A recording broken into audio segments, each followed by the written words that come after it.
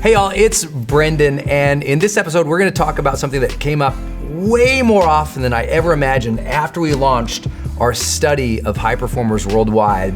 And as much as I've taught people how to succeed and taught them to master their mindset, taught them the habits that we know literally lead to long-term success, I cannot believe the number of people who wrote in or asked throughout this year, this last 12 months, like, hey Brendon, like, I know what to do, but I kind of suffer sometimes from imposter syndrome. You know, I feel like I'm going through the motions, but I don't feel like I'm, worth it, or I don't feel like I can see myself succeeding like other people did. I feel like I'm faking it sometime. Like, what do you do if you ever deal with imposter syndrome? And amazingly, I love to share with people, that was kind of part of the story that one of the persons who I interviewed for High Performance Habits, which I hope you guys all have, there's a link in this post where you can get a free hardcover copy, that this woman was dealing with, where she felt like she just couldn't really break through, and she knew achievement wasn't her problem, but alignment was her problem. She knew how to get stuff done, but she really wasn't getting stuff done in an alignment with her true character, her true beliefs, her true values, the things that really lit her up and made her happy and succeeding. She kind of felt like she was going through the motions sometimes, or copying other people. And that imposter syndrome also sometimes made her not feel confident enough to put herself out there, because she thought, who am I? Or I can't compare with them. Or that imposter syndrome really sort of bled into her work, where she felt like, well, you know what? This isn't gonna work for me. I don't really belong here. And so if you ever felt any of that, this is the episode for you. I've got some notes here. I've been thinking about this quite a bit as we head into this time of year, where a lot of people are looking back to this year, last 12 months. And I'd like to ask you, do you feel like you really lived your most authentic, vibrant, true, passionate, productive you? Do you feel like sometimes you were faking it till you made it? Do you feel like sometimes you just didn't belong? Even if you were successful or you're doing good things, you felt like, well, I'm not like them. I don't really belong here. If that's true for you, then I'd really love for you to take some notes on this episode. I'm trying to change up how we're doing these, kind of get in your face a little bit more, do a little bit more coaching as you guys have been requesting. Obviously, we have products and programs for that. Those links are also in this post somewhere, but I felt like just taking on this imposter syndrome for you. And it was a struggle. I had to take some notes, because I'm gonna be honest, I don't think I ever felt it the way that most people talk to me about it. And partially that was because I was young, dumb, and naive when I began in this industry. Right, in this industry, if you're watching me on YouTube or later on Facebook or somewhere else out there on the interwebs, you know that it's a fairly young industry. I started doing major online courses and development in terms of like personal and professional development online, and teaching that as far back as 2006, which was really early. You gotta remember, that's like before the iPhone, right? That was a long time ago. That was when most people would like cancel something or refund something that I gave them, not because of the quality, but because the buffer speed on the video is really big. So I kind of lucked out to begin in this industry when it was like the Wild West. There weren't many of us. I was like one of the pioneers in personal online courses, like personal development online courses, like way early. So I didn't enter an industry where there were a lot of super established people outside of, like, there were major authors, there were some major, motivational speakers, there were some people who were doing seminars, but social media wasn't there yet. And this whole world where we have influencers all over Instagram now, like all day long, you can swipe through them. I didn't feel like I was competing with them. So I know that might sound like big-headed to say I didn't feel imposter syndrome, but I just didn't, because I began something that was really fresh. I also had the benefit of being naive enough to just do my own thing without really, at the very beginning, seeking out other role models and mentors. I didn't really, I didn't have a peer set. I started this industry, I started with nothing. I was bankrupt.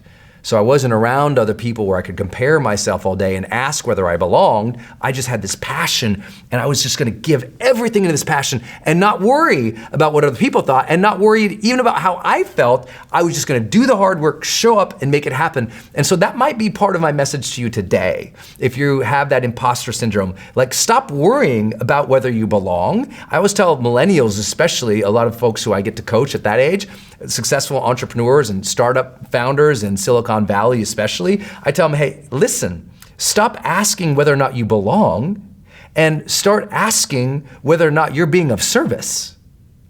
Like, part of the imposter syndrome comes from the selfie syndrome. Like, just thinking about myself. Am I right? Do I really fit in? Am I good enough? Am I worthy enough? And it's I worry. It's from this selfie generation where we're all like, like taking pictures of ourselves and thinking about how we portray ourselves all the time, and how do I portray myself? Does it fit in with everything else? And because it doesn't, I don't feel like I belong. Part of it's like, stop asking if you belong, start asking if you're being of absolute service every day. Because if you feel like you're being absolute service every day, you're not gonna worry whether you fit in as much, you're gonna worry whether you're getting the job done. Right? You're gonna worry whether or not you're actually contributing value. Because I think one part of the imposter syndrome is that people don't feel like they're adding value, and if they're really honest, they know they're not. And because they're not adding value, they feel like, gosh, this isn't right for me, or I'm faking it, and the fact is they are. So let's talk about 4 ways to deal with this. Number 1, if you have the imposter syndrome and it's firing off and you don't feel like you belong, or you feel like you're faking it and you don't deserve it, or you're not worthy, well then job number 1 is stop faking it. Start asking, how can you do what you're doing in a way that you feel like is authentic, real, and adding real value the way that you would do it. Stop trying to do it the way everyone else is doing, because that's what faking it ultimately is. It's like you're just conforming and you're copying and you're doing what other people like what they're doing, and no wonder you feel like crap. Because if you show up every day and you live like a copy, you're never gonna feel that vibrancy comes from personal freedom, that comes from personal authenticity, that comes from knowing like this day is mine. Because if you live each day as another person, you never get that gift of this day's mine. I got it. This is real for me. And so of course you feel like a fake and a phony, because you're showing up running everybody else's playbook, trying to fit into everybody else's thing. And I'm here to tell you, listen, I know I'm being a little hard sometimes in my videos, but I'm here to, I do that because I'm cheering you on. I know that no matter who you are and where you're watching this or when you're listening to this, I know this about you. You've got like a bottomless level of potential. Like, you have the ability to figure things out and live life on your terms and add a level of value into the world that I can't do, that anybody else you follow, watch, they can't do, because they're not you. They haven't lived uniquely in your shoes. They haven't studied what you study, or observed what you have observed, or dealt with everything that you've dealt with, or had the same exact aspirations and dreams. There's 7 billion people on the planet. We're all unique. And so you've got to say, okay, if I feel like an imposter here, what would my truth be in this space? What would, if I stepped away and I just, what would be real for me to do? Your job 1 is to stop faking it, stop conforming, stop copying, and say, how would I do this and add a unique value that I'm passionate about? And that helps immediately break some of that imposter syndrome. Number 2, if you feel like you are experiencing imposter syndrome, number 2 is stop avoiding difficulties. What happens is, because you don't feel like you belong, or you don't feel like it's real for you, or you don't deserve that level of success, you back off, and your primary strategy is avoidance. You start avoiding those difficult tasks each day that actually give you momentum and progress towards the thing, so you can feel it and integrate it and know it is you, right? You're not getting that momentum forward on the things that matter, so you're not getting that identity that says, wow, this is me, I am making this happen. Instead, you're observing it and you're avoiding it. And so as you see people do great things, or you avoid the difficult hardships, your psychology starts saying, hey, you're full of crap. You're not even trying. You're not even doing it. You know what? Yeah, you showed up here, but you're just going through the motions, and you're not taking on the tough stuff. And here's a weird thing. If you're not getting momentum, you won't have the mindset of authenticity. Like if you're just kind of like kicking tires or dipping your toe in the water, your brain goes, I'm fake. This isn't real. You'll always feel like an imposter if you don't get real momentum. When you get real momentum, your brain goes, hey, this is us. We're doing this. This is real. And the identity of an achiever in that space that you are in, like starts firing, and now it starts feeling real. You're like, wow, I got this. I'm doing this. This is good. And the imposter syndrome starts going away. The third big idea to help you do exactly that and to deal with imposter syndrome is to work daily goals. You cannot keep showing up random to so many days of your life, because in reaction, we feel smaller. In reaction, we feel constrained and constricted by the world. We feel like things are unfair. In reaction, we're less motivated. In reaction, we won't break through. So you gotta have goals built out that you're moving towards that does give you that identity of achievement and that identity of realness that says, hey, I'm doing this. And so here's what I need you to do. I need you to look at the next 12 months and I need you to set at least 5 big goals for this next year. Then I want you to break each of those 5 goals down into 5 different deadlines for each quarter. Meaning like if you've got one goal for the year, I want you to set down a deadline for quarter 4, quarter 3, quarter 2, quarter 1. So that today, as you go out these next 12 months, as an example, you go, okay, in quarter 1, I'm gonna achieve this deadline that's gonna help me move towards this goal by the end of the year. Quarter 2, I'm gonna achieve this deadline that will help me move even closer. Quarter 3, even closer. Quarter 4, we've achieved it. Make sense? So you're busting down quarterly goals or quarterly deadlines. Then you're saying, okay, what does that mean? What are the major activities I need to do each week leading into that? And then each day leading to that. Just work it backwards, my friend. Because you know when you don't have confidence, when you don't have clarity. So if you're like, I wanna do it, and I'm kind of doing it, and things are going okay, but I still feel like it's not real for me, and I don't like it. Partially, the reason is you just don't know what to do. And when we don't know what to do, when we lack competence, we also lack confidence, right? We're always talking about this in my high performance work. Hopefully you read this in High Performance Habits. It's that issue of the competence-confidence loop. And we're not gonna get you more competent if you don't try new things, which requires confidence. And if you try new things, you learn more, which gives you confidence. So it's this loop, right? And I think it's really important that you understand, if you're not working goals every day, if you're just reacting and doing tasks, fulfilling everybody else's needs, that's gonna eat away. Even if you have a lot of success, even if you're doing great. And that's where I really tell people, you know when the imposter syndrome really sucks is when you're actually getting ahead, you are doing good things, like things are happening, but you still don't feel like you're worthwhile.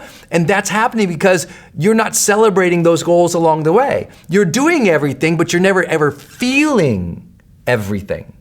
So it's not like the wins aren't being integrated into your identity to make you feel like, oh, this is real. I deserve this because I looked at what was forward, I measured it, I broke it down, I judiciously, conscientiously moved forward. Like if we don't know that we are like conscientiously, with real discipline, moving forward and gaining momentum because we chose it, we willed it, then it's easy to look around and go, yeah, I'm with these other people, but I don't feel like I belong because they must have really earned it and I just kind of lucked into it. Because if you feel you lucked into it, that imposter syndrome will always be there. Listen, I feel deeply grateful that I've achieved the level of successes that I've wanted in my life and with my books or my courses or everything else, and I'm still learning, but I can be deeply grateful, but know that I earned this path, that I honored every single struggle, that I architected it out, that I built the strategies, that lots of failings happened and grace opened up and I got, blessings and benefits. Yeah, there's some luck peppered in there too, but also I showed up every single day and I decided what I was gonna do that day. And because I did that, I decided it, and I stayed disciplined, I don't feel fake. I don't feel like I'm an imposter. I'm like, I earned my way into this spot. And sometimes I wish that, the spot was more abundant, more amazing, more awesome, more connected, just like anybody else. But I don't question the work that went into it.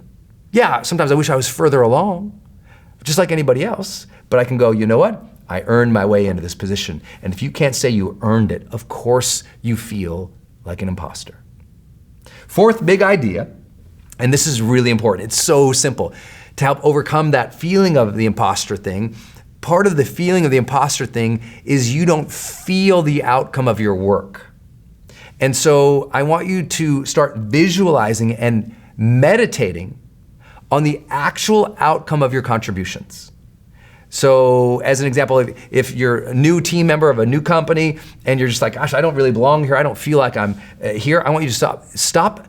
Every time you feel that imposter syndrome come in, I want you to close your eyes and I want you to visualize yourself doing something, and I want you to visualize yourself experiencing, celebrating, seeing, sensing the outcome of the thing.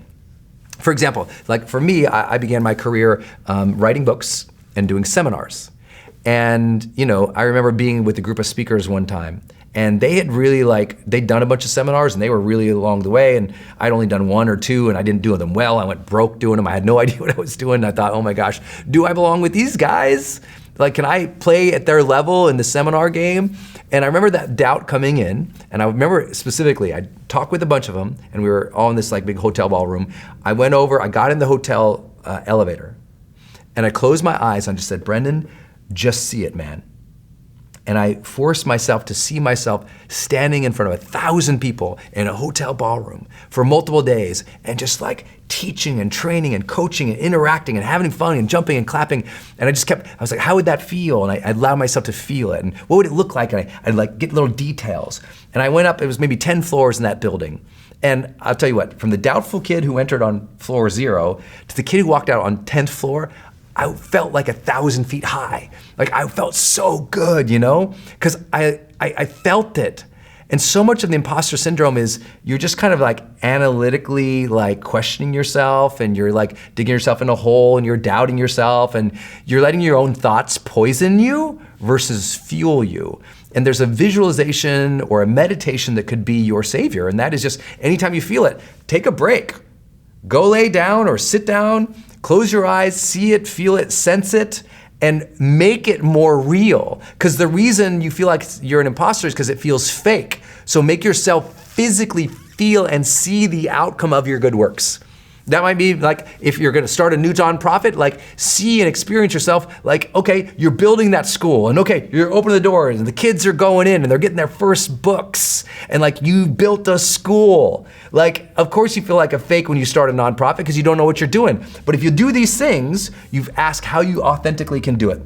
You don't avoid the difficult work, you work daily goals, and you constantly keep visualizing and feeling it, visualizing and feeling it. I promise you, my friend, do these things and you'll stop feeling as much of an imposter and you'll start getting real momentum. I keep saying it.